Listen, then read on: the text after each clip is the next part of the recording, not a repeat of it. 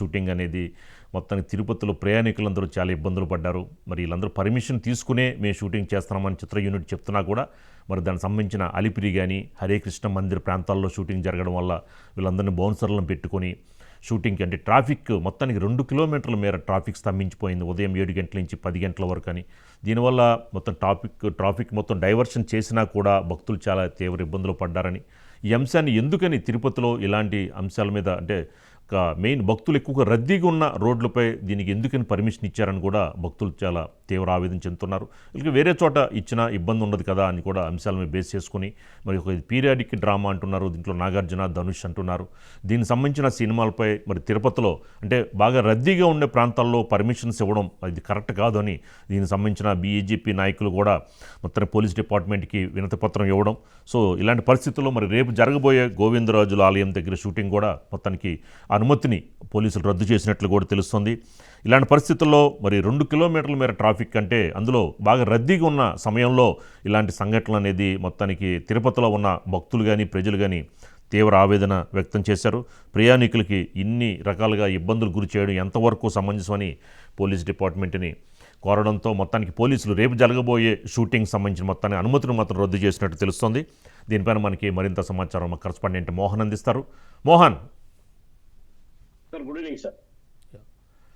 ఏంటి మొత్తానికి తిరుపతిలో భక్తుల్ని ఇబ్బంది కలిగేటట్టు చిత్ర నిర్మాణానికి చిత్ర యూనిట్కి అనుమతులు ఇవ్వడం వెనక కరెక్ట్ కాదు అని చెప్పని ఆవేదన చెందుతున్నారు భక్తులు, ప్రయాణికులు కూడా, ప్రజలు కూడా. ఎందుకని అక్కడ రద్దీగా ఉన్న సమయంలో పర్మిషన్స్ ఇవ్వడం ఏంటని అంటున్నారు. ఏంటి మీ దగ్గర ఉన్న అప్డేట్ ఏంటి? సార్, ఏదైతే పోలీసులు తిరుపతి ట్రాఫిక్ పోలీసులు తీసుకున్నటువంటి ఒక అనాలోచిత నిర్ణయం సార్ ఇది. ఆ నిర్ణయం వెనకాల చాలా మంది భక్తులు, స్టూడెంట్స్, అదే విధంగా పేషెంట్స్ నిత్యం రద్దీగా ఉండే ప్రాంతం సార్. ఏదైతే అలిపిరి గరుడా సర్కిల్ ద్వారా నిత్యం రద్దీగా ఉండే ప్రాంతం.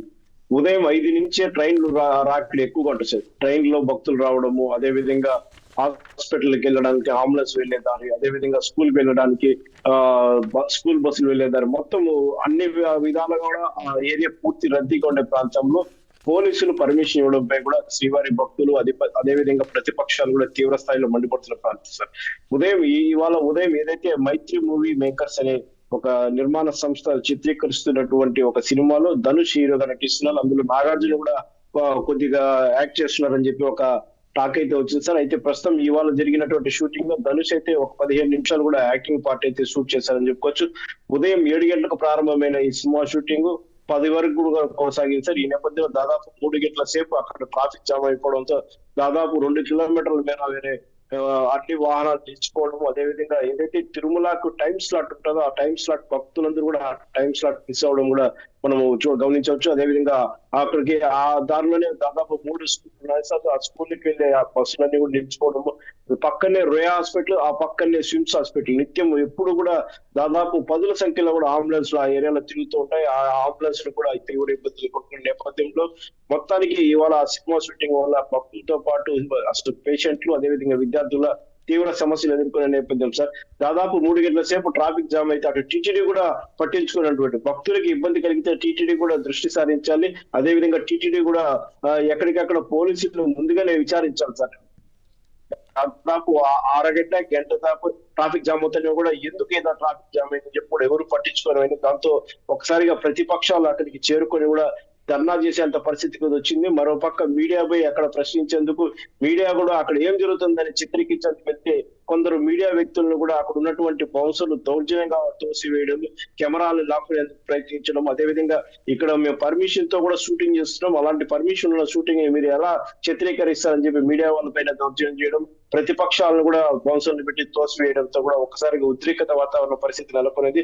దీంతో పాటు మధ్యాహ్నం మరి అక్కడ షూటింగ్ తీసుకొని మధ్యాహ్నం ఏదైతే తిరుపతిలోని గోవిందరాజ స్వామి సత్రాల వద్ద కూడా చిత్ర నిర్మాణ సంస్థ కూడా కొన్ని సన్నివేశాలు చిత్రీకరించేందుకు అక్కడికి చేరుకుంటున్నారు.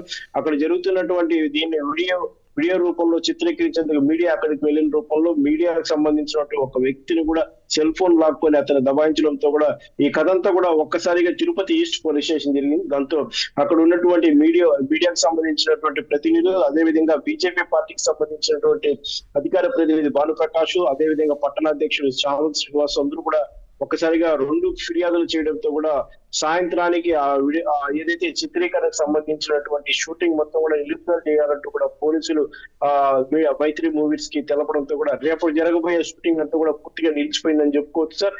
ఏదైతే అంటే పోలీసు అనాలోచిత నిర్ణయం, నిత్యం రద్దీగా ఉండి వేల సంఖ్యలో భక్తులు తిరుమలకి వెళ్లే ప్రాంతంలో కూడా షూటింగ్ కి అనుమతించడంపై కూడా శ్రీవారి భక్తులతో పాటు ప్రతిపక్షాలు కూడా తీవ్ర స్థాయిలో అయితే వ్యతిరేకత చూపుతున్న పరిస్థితి అయితే నెలకొని ఉందని చెప్పొచ్చు సార్. Thank you Mohan.